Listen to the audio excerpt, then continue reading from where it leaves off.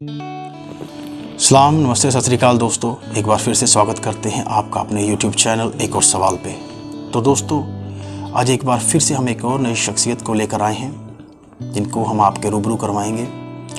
और वो किसी तारुफ के मोहताज नहीं, बहुत बड़ी नामवर शख्सियत हैं जिनको बहुत लोगों ने इज़्ज़त और प्यार दी और काफ़ी हद तक उन्होंने जम्मू कश्मीर की कबूतर परवरी को एक नए मुकाम तक लेके जाने की कोशिश की। और आज हम उनसे रूबरू होने जा रहे हैं। आपसे रिक्वेस्ट है दोस्तों, हमारे चैनल को सब्सक्राइब करें, शेयर करें, लाइक करें और सपोर्ट करें। आपकी लाइक, आपके कमेंट्स हमें मदद करेंगे, हमें वो स्ट्रेंथ देंगे ताकि हम और अच्छा कंटेंट लाएं और ज़्यादा इस परिवार जो हमारा एक परिवार बना है एक और सवाल का, उसको हम आगे लेके जा सकें। दोस्तों, हमें हेल्प करें, मदद करें इस चैनल को और आगे बढ़ाने के लिए। और आपके सवाल हैं तो आप उन सवालों के जवाब हमसे ले सकते हैं। आप सवाल तलब करें, नीचे नंबर्स दिए हुए हैं। तो आप जिस उस्ताद से जिसका इंटरव्यू देखना चाहते हैं, जो भी आपके मन में कोई डाउट है, कोई सवाल है, तो आप वो हमसे कर सकते हैं। तो दोस्तों, ये क्योंकि इंटरव्यू तकरीबन सवा घंटे का 1 घंटे का है, तो हम इसके 2 पार्ट्स बनाएंगे। तो पहला पार्ट आपकी नज़र करने जा रहे हैं और उसके बाद हम दूसरा पार्ट 1-2 दिन के बाद वो भी अपलोड कर देंगे। Thank you very much. Good evening, सलाम, नमस्ते दोस्तों। आज आपके सामने फिर हम हाजिर हुए हैं अपने YouTube चैनल एक और सवाल पे। तो आज जिन उस्ताद जी की इंट्रोडक्शन हम अपने चैनल पे करवाने जा रहे हैं, उनका नाम, उनकी पहचान आपको हर एक बंदा J&K के नाम से आप उनसे रूबरू होंगे। मैं तो उनको एक अपने लफ्ज़ों में एक टाइटल दूंगा कि जिन्होंने J&K की कबूतरबाजी को एक फोरम पे लाने की बहुत कोशिश की है और कई हद तक वो कामयाब भी हुए हैं। आज हम वेलकम करते हैं अपने उस्ताद दीपक जी। कैसे हैं आप? सबसे पहले आपका बहुत बहुत शुक्रिया, आपने हमें टाइम दिया। बहुत बहुत शुक्रिया आपका ये जो आपका चैनल है, इसके तरफ से मैं आप सब लोगों को, सब व्यूअर्स को अपनी तरफ से नमस्कार, अस्सलाम वालेकुम, सत श्री अकाल, सबको स्वागत करता हूं। और आपका भी बहुत बहुत शुक्रिया, आपने ये इनिशिएटिव लिया। इस इनिशिएटिव से ये है कि थोड़ा बहुत जो हमारा J&K का शौक़ है, जो यहाँ पर थोड़ा सा सप्रष्ट था, इतना ज़्यादा खुल के नहीं था, इसको थोड़ा सा फील्ड मिल जाएगा, इसको ग्राउंड मिल जाएगी। और इसकी जो अपना है, हम चाहते हैं कि हम कोई फॉर्मेट सेट करें, ऐसा ही है कि इसके थ्रू आप किसी को कन्वे कर सकते हो, किसी को कन्विंस कर सकते हो। तो और ये ज़रिया है, ये ऑल ओवर वर्ल्ड इस टाइम हम एक ग्लोबल विलेज है प्लेटफॉर्म पे। हाँ, तो इसमें हम सब जगह प्लेटफॉर्म में सबके साथ हम इंटरेक्ट कर सकते हैं। आज हमारी इतनी दोस्तियाँ हैं, उल्फतें हैं ऑल ओवर वर्ल्ड सबके साथ, तो यही सोशल मीडिया की वजह से है। इसका भी हम बहुत शुक्रिया करते हैं और आपका भी। उस्ताद जी, शौक की बात करेंगे, किस एज से आप ये शौक कर रहे हैं? आप सच बताऊं मैं आपको कि मुझे अच्छी तरह याद नहीं है, 4वीं-5वीं पढ़ता था मैं, तो एज क्या थी मेरी, होगी मेरे 7-8 साल, 10-9 साल ऐसे ही होगी। मतलब ये शौक जो आपने जम्मू से ही स्टार्ट किया या नहीं, कश्मीर से जी? कश्मीर में जब आपने शौक स्टार्ट किया, मतलब कैसे कबूतर आपके पास पहुंचे, आपने घर में कैसे उनको इंट्रोड्यूस किया? बेसिकली क्या, हम स्कूल पढ़ते थे, बच्चे थे, तो मेरा एक फ्रेंड था, उसको मनोज कहते थे जी। तो उसके जो फादर थे वो पटवारी थे, ठीक।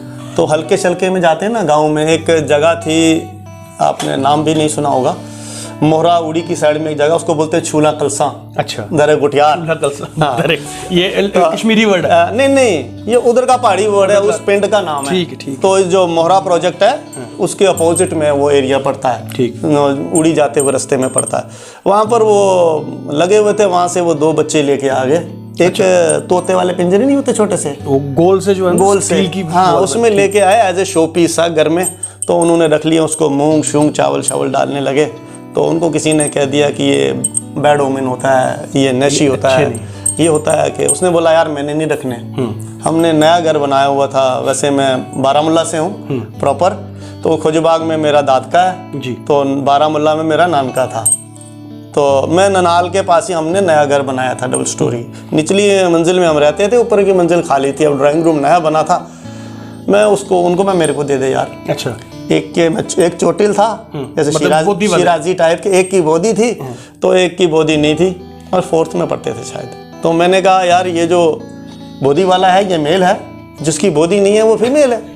मतलब ताज वाला मेल है, बिना ताज के फीमेल है। वो मैंने 1.5 साल अपने घर में रखा, तो उसने वो अलमारी में रखा, मैंने वहाँ पर खुला कमरा दिया। कोई बोलता है इसको मूंग डाल, कोई बोलता है सरसों डाल, सब डाला, मगर उन्होंने बच्चे नहीं दिए। अच्छा। तो ये वन फाइन मॉर्निंग मेरा एक फ्रेंड था, उसका नाम शबीर करके था, उसका छोटा भाई अभी शौक करता है, मैं राजदीन नाम करके।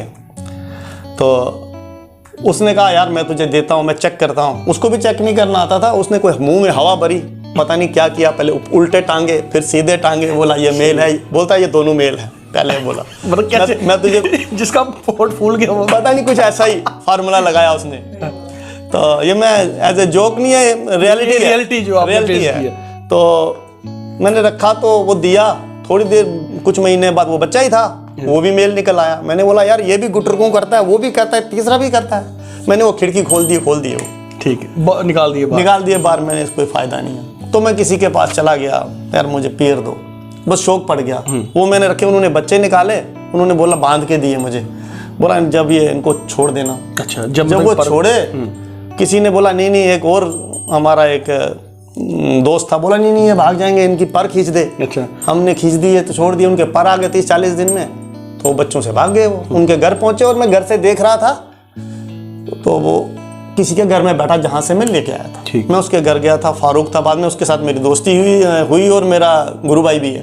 वैसे तो उसकी डेथ होगी बेचारे की, जन्नत नसीब है उसकी, फारूक नाम था उसका। उसने पकड़ा एक, तो एक किसी और ने पकड़ा। मेल कहीं से लाया था, फीमेल कहीं से लाया था, वो भाग गया। फिर मुझे किसी ने कहा यहाँ से मत लाओ, आप श्रीनगर जाओ, आप सोपोर जाओ, मतलब दूर से लाओ, वो गिजेंगे। तो तब तक 6th 7th 8th में चढ़ गया मैं धीरे धीरे।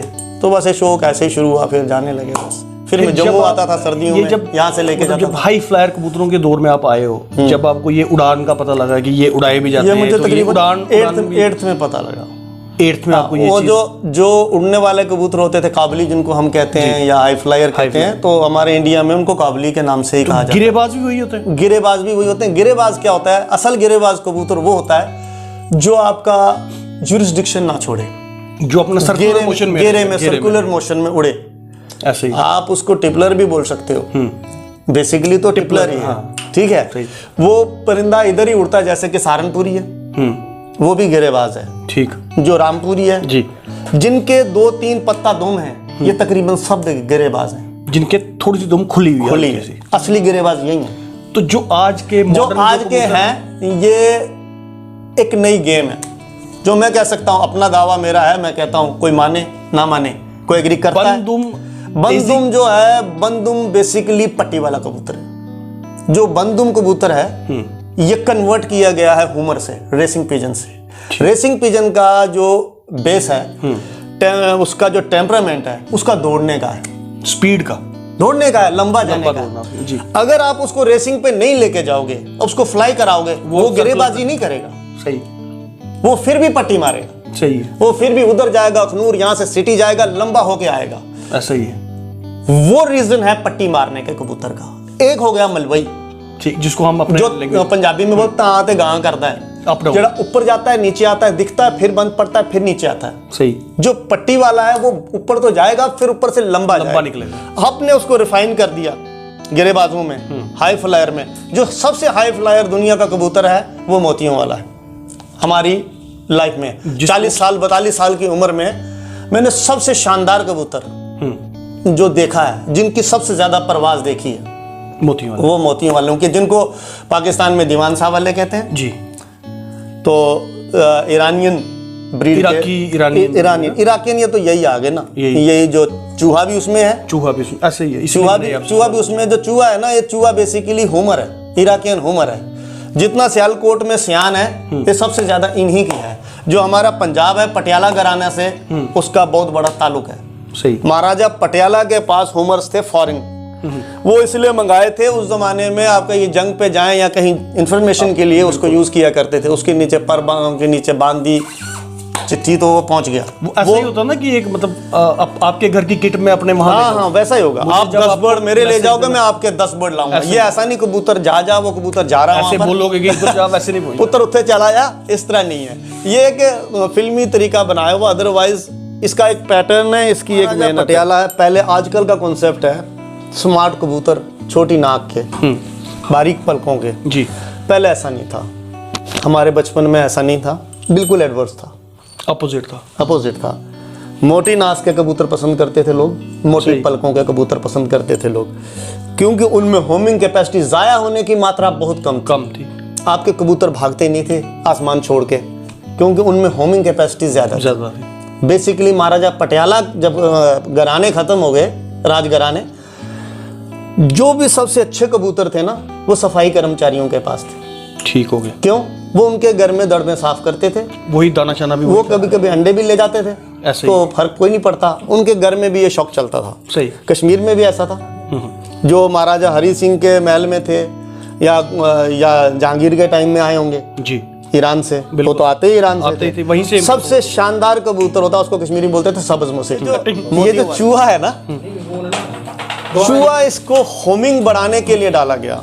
जिन मोतियों वाले की आप बात कर रहे हैं, मोती वाले कबूतर, क्या मैं उनको देवबंदी नहीं, देवबंदियों में चूहों का ब्लड है, मोतियों वालों का ब्लड है, हाँ, मगर जो असल मोतियों वाले हैं वो हैं दीवान साहब वाले।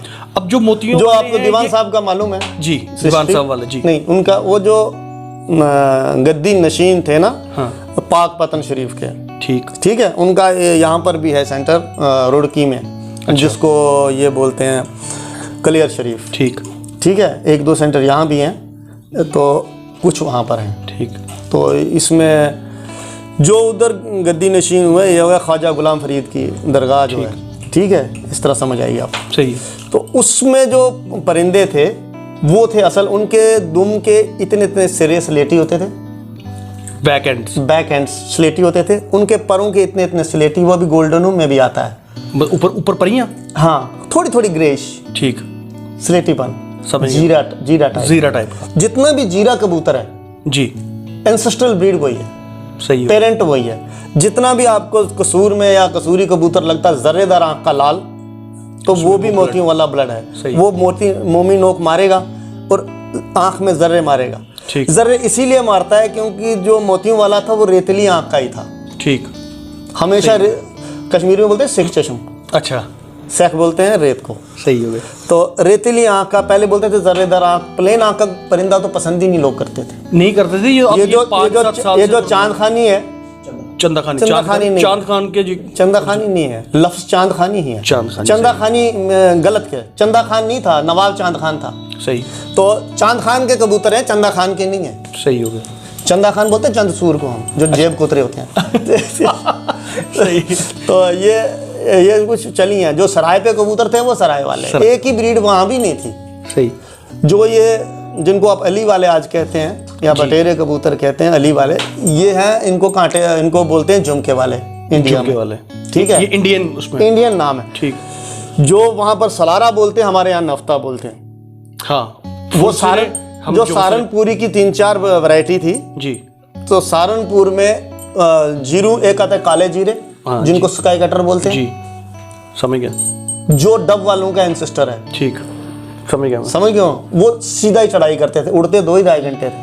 हमने उड़ाए, मैं उसलिए बता रहा हूँ, मैं उधर से लाता था तो मुझे मालूम है, अब तो मिलते ही नहीं। और वो बड़े खूबसूरत थे, वो भी हल्का रेतली आंख के थे। सही। ग्रेइश आंख के, चौरस सिर के, तेज परे, चौरस सिर में, ऊपर से हेड फ्लैट जैसे मोतियों वाले का होता है। मोतियों वाले का सिर कभी गोल नहीं होता, पीछे से पॉइंटेड होगी, एक ही तरह ना चोंच, गोल नहीं होगी, वी शेप, गोल्डन की तरह गोल नहीं होगी। ठीक, वी शेप होगी। पीछे से जब उम्र होती जाएगी, नासें फूलती जाएंगी। क्या कर पीछे? नासें फूलती जाएंगी और उम्र में ऐसा हो जाएगा। और जब थोड़ा सा एज्ड हो जाएगा तो दुम पूरी स्लेटी हो जाएगी, परों के सिरे स्लेटी रहेंगे। 2-2.5 दिन तक। इधर तो चलो गर्मी होती है, कश्मीर में इतनी गर्मी नहीं होती, टेम्परेचर कम होता था, तो हमने उड़ते देखे हैं। रात में कहाँ जाते हैं मैं नहीं कह सकता, वैसे तो हमारे हिसाब से रात भी उड़ते हैं कबूतर, उड़ने वाले, तभी सुबह डेड गिरते हैं। शाम को उड़ा तो सुबह उसको पीठें कैसे लगी अगर वो कहीं बैठा था।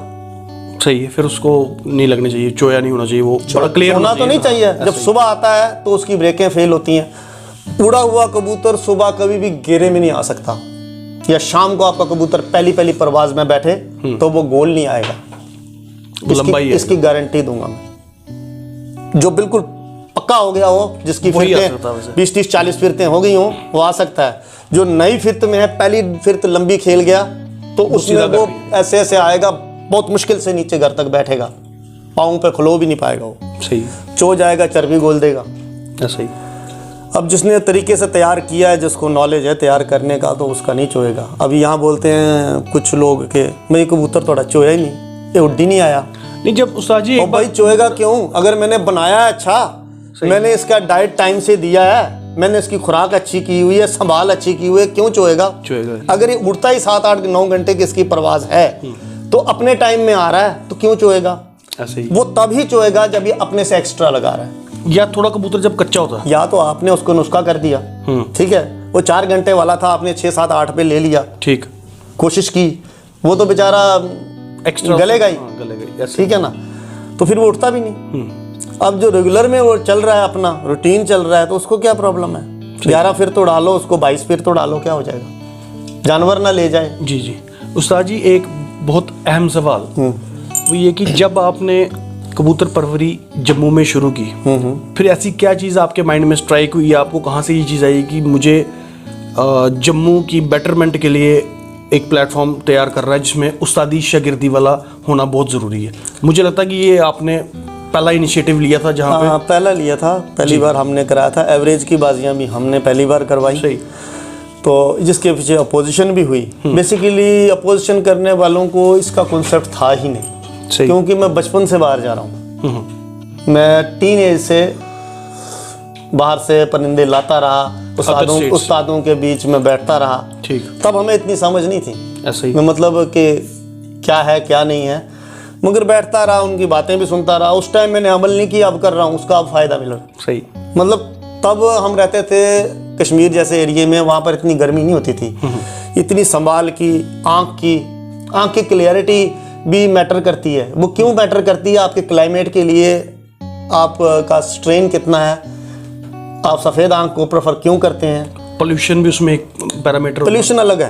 पोल्यूशन तो आपके पलटाने संभालने या हेल्थ के साथ है। जो आप जो आजकल बोलते हैं वी शेप कबूतर होना चाहिए जी, पीछे से बंद आगे से चौड़ा, वो क्या है?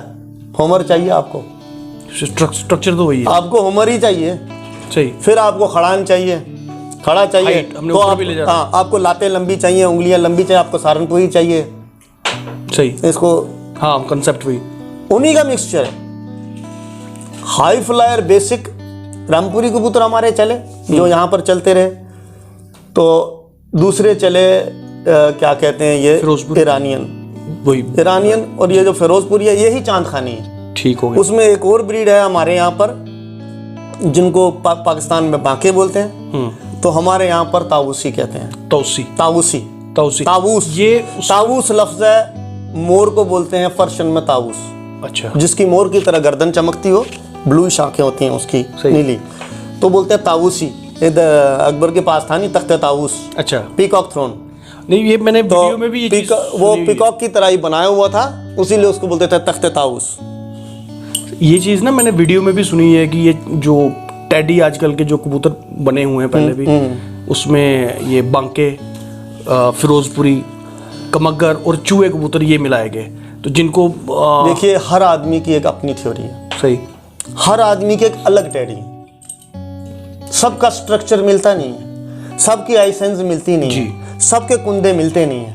जो उस्ताद सखी साहब के घर से जो चले हैं जी, उनका स्ट्रक्चर ही अलग है, ऐसा ही, उनके कुंदे अलग है, जो समझता है बिल्कुल डिफरेंट है। ठीक है, उनमें प्रोमिनेंट ब्लड वो जानते हैं जिन्होंने बनाया, मगर जो मेरा जजमेंट है अली वाला कबूतर है। ठीक है, ठीक, सियालकोटी अली वाला, सियालकोटी बोल दो, रामपुरी बोल दो, जो मर्जी बोल दो, ठीक हो गया। ठीक है, एक ब्लड लाइन वो है। दूसरा ब्लड लाइन उनमें जो उन्होंने उनका जो बेस्ट डाला होगा, कमागरों में से डालें, वो मिसू में से डाल लें, वो जहाँ से फिर बाद में कर लें, एक साइड वो है। ठीक। जो मियाँ नज़ीर साहब के हैं उनमें जो मतलब उनका पुराना कबूतर मैंने नेट पे देखा है, जो जिसको बीमार बीड या टोनी बोलते हैं, वो कबूतर सहारनपुरी है। सही। उसकी मुशाबत रखता है, मतलब क्योंकि हम सहारनपुरियों के साथ जुड़े हैं, हमने देखा है जो जितना भी मियाँ नज़ीर ब्लड लाइन है, उनकी गर्दनें, उनकी तख्तियाँ देख लो आप, डिफरेंट हैं, चाहे वो गोल्डन है, चाहे वो कोई भी, चाहे वो सलारे, उनमें सहारनपुरी देकर उन्होंने बनाए। उस्ताद जी आपने एक बहुत बड़ी बात कही है स्ट्रक्चर की। मेरे हिसाब से भी स्ट्रक्चर बहुत अहमियत रखता है। बिल्कुल रखता है। हमने अगर कोई ब्लड लाइन को डिफाइन करना है, मेरे सबसे हिसाब से पहले प्रायोरिटी बात आपकी काटूंगा। सबसे पहले ब्लड लाइन, उसका खून जिसका आपको मालूम हो। अब आप किसी से लाएं, किसी घराने से, आपको पता है कि मेरे दोस्त के घर में इस पेयर का ये चल रहा है, इनका ये रिकॉर्ड है, उसको भी ब्लड लाइन बोलोगे, आपने लाया, उसमें कोई शक नहीं, आपको पता है इन्होंने मुझे जेन्युइन दे दिया। ठीक है। दूसरा हो गया, आप दरबी से उठा लाए, उसमें आपकी पहचान, आप उनकी आंख में क्या देख रहे हैं, पर क्या देख रहे हैं, किस ब्लड लाइन से होगा, ये क्या कर सकता है, वो आपका नॉलेज। मगर कितनी परवाज है ये नहीं कह सकते आप, नहीं कह सकते। अब मैं आपको बताऊंगा अपना कि हमारे जो पेयर सेटेड थे पहले, हम फीमेल को भी उड़ाते थे, मेल को भी उड़ाते थे। आप ले लो प्लीज। तो होता यूं था कि जो आप पेयर मिलाओगे उसकी हम परवाज की रेटिंग देख लेते थे, मेल और फीमेल की। एक इंटरव्यू मैंने देखा उस्ताद फरूक अहमद भट्ट लाहौर, ठीक, शागिर्द फियो भट्ट साहब का जी। तो उन्होंने ये बात की जो मेरी कैलकुलेशन है ना, उससे मैच की। तो मैं बड़ा एडमायर करता हूं उनको। तो ये भी समझता हूं कि कबूतरबाजी जो जानता है, जिसने की है, अपने हाथों से उड़ाए, उसको नॉलेज। सही, ऐसे ही। अभी उस्तादी तो बहुत है, नेट पर बेहिसाब उस्ताद है जी। आजकल नेट पे आज एक पत्थर हटा लो, वहां से एक उस्ताद निकल आता है। ऐसे ही। ठीक है। अगर आप उनसे पूछोगे तो इस बटेरे की खासियत क्या है, इसकी परवाज़ किस तरह की है, इस रामपुरी की क्या क्वालिटी है, गोल्डन की क्या क्वालिटी है, या इनमें आप नाम बदल दो, इसको आप इसी गोल्डन को आप कल को इमाम दीन कह दो, कल को आप अपने घर से कुछ भी बना लो जी। बेसिक तो वही है ना, कमानगर ही हैं जो भी हैं। अब उसमें आप फाइन करो उसको या उसको घटाओ, खराब करो उसको, वो आप तक है। पहले आपके पास ब्लड लाइन है, उसके बाद आप उसकी शेप पे काम करो, उसके कुंदों पे काम करो, मगर पहले आपके पास खून होना लाजमी है। वैलिड पॉइंट तो उस्ताद जी यही है ना कि अगर हमारे पास कोई ब्लड लाइन आती है, जी जी, सपोज मैं एग्जांपल देता हूँ, वो 7-8 घंटे उड़ता, हाँ हाँ, अब आप पे डिपेंड करता है कि आप उससे क्या चाहते हैं। आप चाहते हैं कि उसको इम्प्रूव करना, तो आपने उसको इम्प्रूव करना, तो आपको ऑब्वियसली ब्लड लाइन अच्छी लानी पड़ेगी ना, उससे थोड़ा सा जो एंड्योरेंस उसमें ज्यादा हो। हाँ, वो कैसे करेंगे आप, उसके बारे में आपने क्या सोचा? मेरे हिसाब से तो फिर कोई मादी या कोई नर जो उससे अच्छे परफॉर्मर होंगे, हम उसको क्रॉस करके उसका बिल्कुल दुरुस्त फरमाया आपने। है यूं, अगर आपने किसी ब्रीड को एनहांस करना है, कहीं कहीं पर घटाने की भी जरूरत पड़ती है, रोकने की भी जरूरत, कम करने की भी जरूरत ऐसे ही। ठीक है, वो भी आप कर सकते हो। बढ़ाने के लिए कम करना तो आसान है, बढ़ाना थोड़ा मुश्किल है जी। बढ़ाने के साथ में आपका परिंदा परेल हो गर्मी के लिए, बात है जी, जो कि रेजिस्ट कर पाए टेम्परेचर, सही, हीट। एक तो इतने घंटे उड़े तो मोटर उसकी गर्म हो जाए, हीट हो जाए, उसके बाद वो मौसम की मार भी बर्दाश्त करे। सही। उसमें तो 2 4 5 पॉइंट जो चाहिए बेसिक, वो तो उसमें चाहिए ना। बिल्कुल। अभी आपने जिसको जितना भी बढ़ाना है, वो आपको फीमेल हेल्प करेगी। सही है। मादा, आपका भी मानना है कि मादा का रोल जो है, मानना नहीं है, ये आपका मानना नहीं है, ये मेरा दावा है। आप कैसे थे, ये सच है। हाँ, ये सच है, ये दावा है। आप मेल हल्का ले लो, अच्छी स्ट्रक्चर का ले लो। स्ट्रक्चर बाप देता है, स्ट्रक्चर बाप देता है, नर देता है। सही। परवाज माँ देती है। जमीन का जरखेज होना लाजमी है, ऐसा ही है। जिस सॉइल पे आप बीज बोते हो जी, वो फर्टाइल होना बहुत जरूरी है। अगर वो होगी तो बीज आपके होंगे, आपके पेड़ पौधे बहुत अच्छे होंगे। वो बंजर होगी जिसमें से रेत ही है, छड़ा सॉइल है ही नहीं, उसमें कहाँ से फसल होगी। यही वजह हमें नर काफ़ी अच्छे मिल जाते हैं, क्योंकि उनकी माएँ बहुत अच्छी होती हैं। तो हमें मादियाँ अच्छी इतनी नहीं मिलती, मादे अच्छी नहीं मिलती। बेसिकली हम मादियों को रखते नहीं हैं। बेसिकली हमारा क्या है कि जो अच्छी ब्रीड में आप मेल यूज कर लो, फीमेल को प्रिजर्व कर लो, रोक लो अच्छी, जो आपके अच्छे जोड़ों में से आगे। एक और चीज है इसमें जी, तो आजकल सीक्रेट कुछ नहीं है, तो हम चाहते हैं कि चलो जो हमको मालूम है वो आगे भी जाए, हमें कोई फर्क नहीं पड़ता उससे। जब भी आप पेयर अप करो, पेयर अप ज्यादा बूढ़े कबूतर मत करो। सही। जितना उसका यंग जीन्स होगा, बिल्कुल, वो उतना एक्टिव होगा। जी सॉरी। तिफल होते हैं ना, तिफल बोलते हैं बच्चों को। ये आपकी बात बिल्कुल मैच करती है उस्ताद अकरम अकीजी लाहौर वाले। मैंने उनके भी इंटरव्यू सुने हैं, वो भी जो उम्र दराज कबूतर हैं उनको पेयरिंग में नहीं लाते। उनको वो आपके पास ब्रीड प्रिजर्व करनी है, आप उससे यंग मादा लगाओ, मगर पहले एक बार उस मादा से किसी नर से अंडे जरूर दिलवाओ। अगर आपने डायरेक्ट उससे दिया, उसको अंडों पे लाते लाते नर अंडों से बिगड़ जाएगा, क्योंकि उसमें उतनी सलाहियत नहीं होती। जब एक बार बंच बन जाता है, बंच होता है कि जो मादा होती है, आपने कभी मुर्गी ज़बा की है? पूर जिसको आप अंडों का वो बोलते हैं, ठीक है। बंच होता है, अंदर एक गुच्छा सा होता है, गुच्छा बन जाता है। हर बार वो अपने सर्कल में फर्टाइल होता है, 2 अंडे और आते रहते हैं, 2 अंडे और आते हैं, वो बंच खत्म हो जा, बूढ़ी होगी, मादा बांझ हो जाती है, खत्म हो जाते हैं। ठीक है, बिल्कुल। वो भी इंसानों में भी है, जानवरों में भी है, बर्ड्स में भी है। अब मुर्गी एक बार पहली बार अंडे देगी तो आप उसको अच्छी खुराक दो, फिर भी अंडे देगी, बेशक उसमें बच्चे नहीं होंगे। बिना मुर्गे के मादाएं आप अलग रख लो, वो भी अंडे देंगी, देती हैं। वो कैसे दे रही हैं? क्योंकि उनमें अंडे बनते हैं ना, अंडे तो बने हुए हैं, अंडे तो हेल्दी है, वो अंडे देगी। उसमें उसको क्या बंच बना हुआ है, अगर उस खुराक अच्छी है नर को, उसके नीचे उसकी जान ना निकालो, आप उसके बच्चे ले सकते हो। फिर उन बच्चों को यंग ब्लड में डाल के आप फिर यूज कर सकते हो। सही हो गया। मगर उस बच्चे को आप यूज करोगे, वो जाया हो जाएगा, आपके अप टू मार्क नहीं होगा वो, मेरे हिसाब से। नहीं, ये जितना मेरा अपना मुशाहिदा है। फिर भी लोग मतलब जो गुमराह हुए हैं कि आंखों के सर्कल्स में, उस पे आप थोड़ी सी रोशनी डालें। मैं जितना मेरे को मालूम है, आंखों के जो सर्कल्स हैं, अगर आप पेयर एडॉप्टेशन चौड़े सर्कल वाले बांधोगे, ठीक है, उनमें बच्चों में भी प्यूपल के बाहर का पहला, हाँ सही, हाँ, उनमें ज्यादा डोरेदार आंखें होंगी। या आप इनब्रीड करोगे, ठीक, भाई बहन के जोड़े लगा दोगे, सही, जब माँ बाप के नहीं है, बच्चों में जरूर आएंगे। सही हो गया।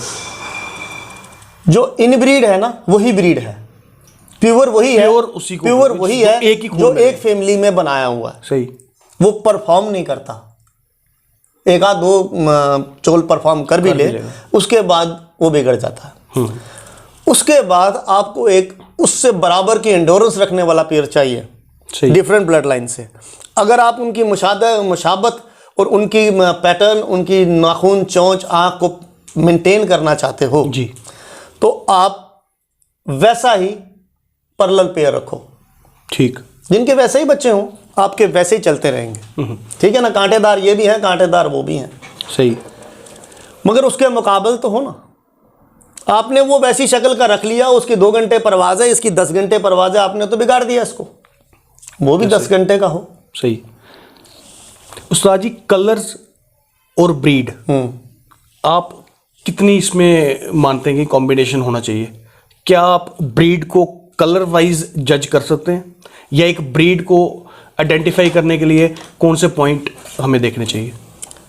ब्रीड के लिए आइडेंटिफाई करने के लिए स्ट्रक्चर होता है, कुंदे होते हैं कि सबसे बड़ी प्रायोरिटी तो आंख है, ठीक। जो आंख है ना, वो अपने निशान छोड़ जाती है, ठीक। एक तो वो,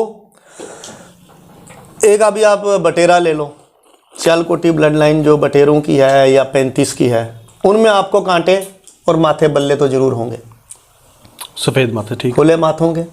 आप चांदखानी कबूतर ले लो इंडिया में, या एक और जिनको आजकल ये जो थोड़ा सा हल्के से गोल्डन से हैं, बुरे, जिनको फुलसरे हुआ करते थे इंडिया में, जौंसरे कबूतर, जौंसरे, गहरे जौंसरे थोड़े, हाँ, उनके भी कांटे हुआ करते थे, ठीक, वो भी कांटेदार थे, वो भी जौंसरे थे। जो ये देवबंदी थे फीके, सबसे परेल शानदार कबूतर अगर इंडिया में है वो देवबंदी है। परेल से आपका मतलब उसको हीट रेजिस्टेंट, सही, परों से भरा हुआ और जिस्म में ज्यादा मांस नहीं है, सही हो गया। भारी भारी कबूतर आपने देखो रामपुर में भी मिल जाएंगे आपको। देवबंद में पहले पुराने एक ब्रीड और होती थी, टोपीदार कहते थे उनको, जो छतों वाले टाइप के, उनके ऊपर पीठ पे दाग होते थे, काली टोपी होती थी। ये 35 वगैरह है, ये उन्हीं का क्रॉस है, उन्हीं से निकले हुए कबूतर। बेस कबूतर बटेरा 35 है शाहजहांपुरी, हरा कबूतर। रामपुरियों में भी उनमें काफ़ी क्रॉस है, अच्छा, जिनकी सफ़ेद आंखें हैं, कलसरे गाढ़े, जिनमें फूल नहीं है, सही हो गया, ठीक है। सारे ब्रीड्स जो हैं वो क्रॉसेस से ही बनी, ऐसे ही। जो आप काले पंजे, खुश्क पैर देखते हैं, ये शाहजहांपुरी की निशानी है। उनकी जुबान तक काली होती है, आप मुंह खोल के देखो। बिल्कुल, जो हम डार्क कलर के पंजे जिनको आप पसंद करते हैं जी, या टटीरे हैं, टटीरे जिनको चाफरे कहते हैं, चपड़े पाकिस्तान में इनको बोलते हैं फैसलाबादी, ठीक है। हमारे यहाँ पर टटीरे कहते थे, आजकल चाफरे बोलते हैं। चाफरे या चपरे, चाफरे होते थे बेसिकली बिल्कुल छाती का सफेद, बाकी पूरे काले, मतलब पोट से नीचे पूरे सफेद। काले चप, अरे चप, हरे चप, सही। ठीक है। जो हरों में आप लाइट कलर जौंसरे का क्रॉस देते थे तो वो वैसे बन जाते थे। मतलब कलर का काफी, कलर एक आपका दारोमदार है। कलर का एक है हीट रेजिस्टेंट का फर्क है थोड़ा, सही। मतलब अगर डार्कर कलर में है आपका परिंदा, गर्मी में वो जाया होने के उसके अंदेशा ज्यादा होता है, या तो वो निहायती हाई फ्लायर हो, सही। अगर वो नीचे उड़ेगा तो उसकी मत मर जाएगी, ताकि वो डार्क कलर हीट ज्यादा अब्जॉर्ब करता। आप ये आंखें सफेद क्यों रख रहे हो? डार्कर आई क्यों नहीं काम करती है? फिर वो उनको आंखों में दिक्कत हो जाती है, उसको आंखों में वो उसके रेटिना पे स्ट्रेस पड़ता है तो उसका ब्रेन स्ट्रेस हो जाता है।